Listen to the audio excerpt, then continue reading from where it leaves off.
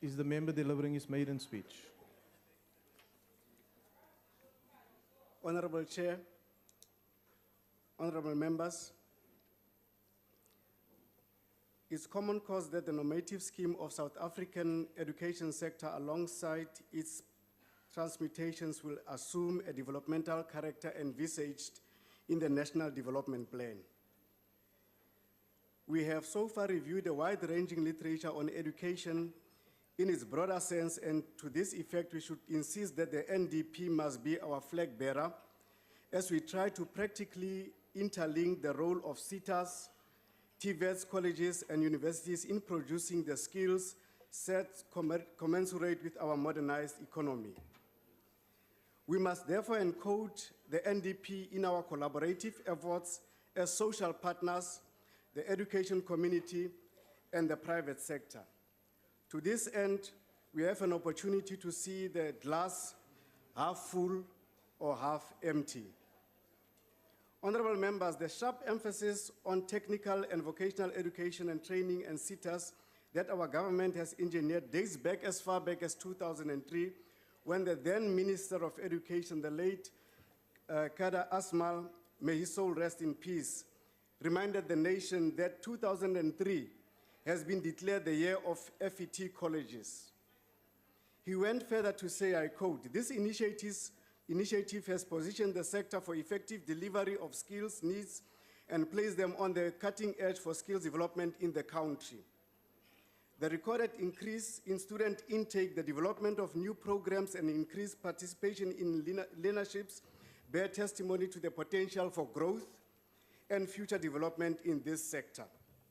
The commitment of business, community, and other government departments in making this sector a vibrant one has assisted in strengthening the recognition of sector in developing mid-level skills that the economy requires."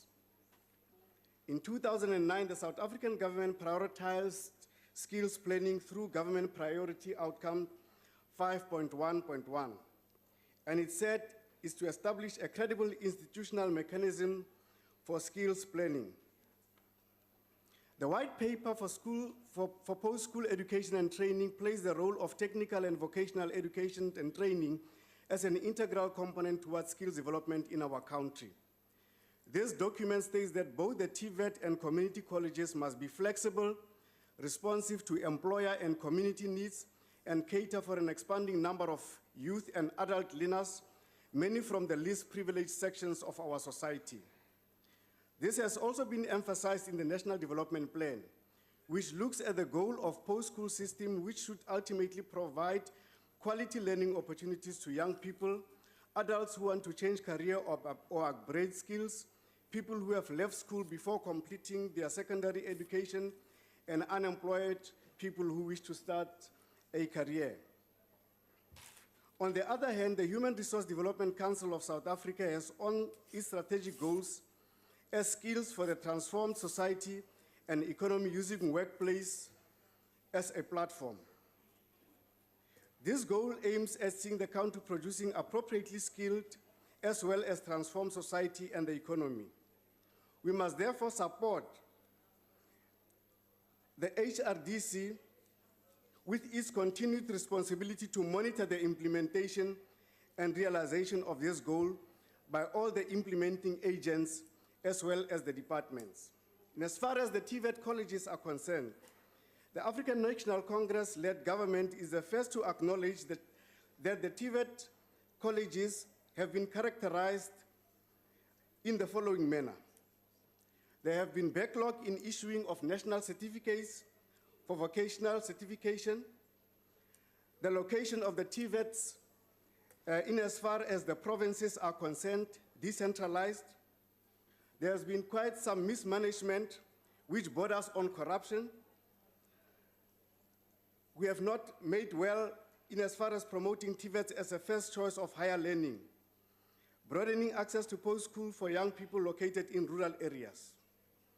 As of October 2017, the Department of Higher Education had reported that the entire backlog in the process of applications for the national and diploma and national certificate vocational certificates for TVET colleges has been eliminated. The administration of TVET colleges has for now being centralized to ensure that the work of these colleges is streamlined and operate more efficiently. Any forms or traces of corruption in these institutions should be rooted out decisively by the department. Programs such as the Decade of the Artisan 2014 to 2024 enhance the position of TVET colleges as a first port of call amongst the youth and will ensure that the TVET colleges will become the cornerstone of the country's acute skills shortage. We encourage the Department of Higher Education and Training to facilitate programs that will ensure the access to TVET colleges in rural areas is strengthened. Following the successful launch of the Adopt a TVET College campaign last year, the HRDC continued to promote and increase partnership and cooperation between industry and TVET colleges. This has been demonstrated by the partnership between Sasol and the Flavius Mareka TVET College in the Free State, where the employers from Sasol offer lectures to students at the college.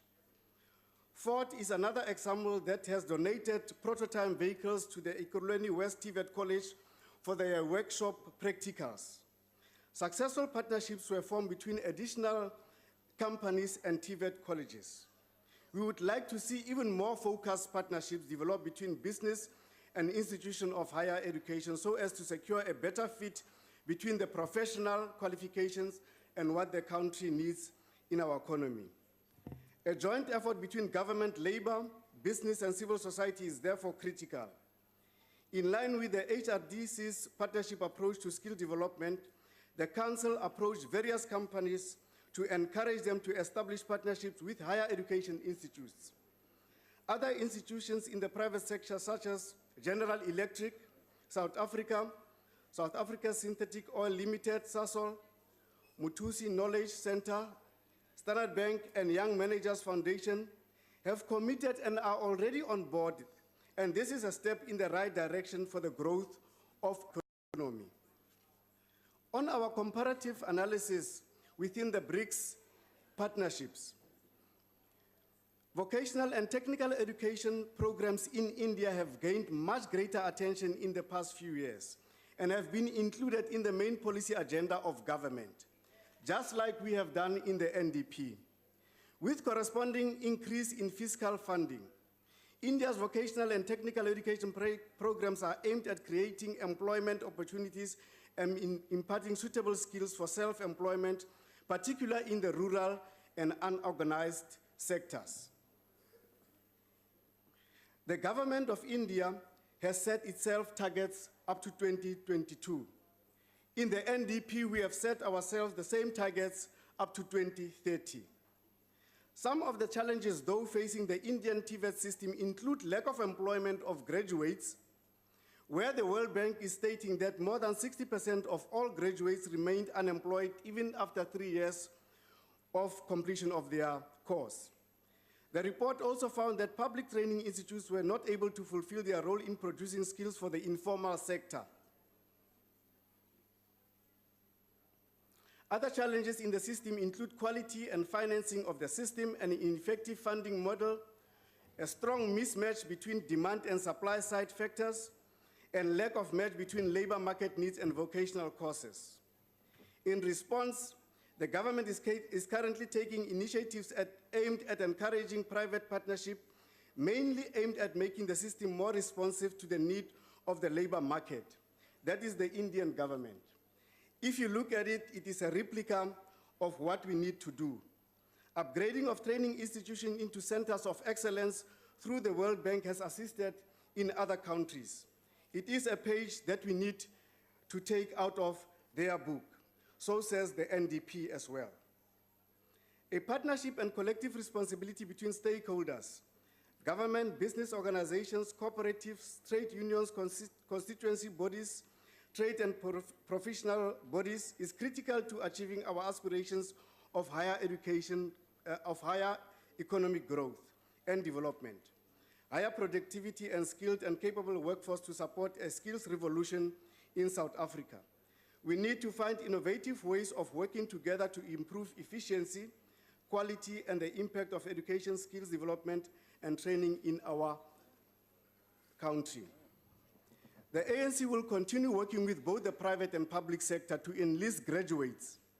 Work placement opportunities have progressively succeeded in the recent past in both sectors, where our graduates in training have been permanently absorbed, and entities such as Transnet, PRASA, Exaro, BP Billiton, and many others.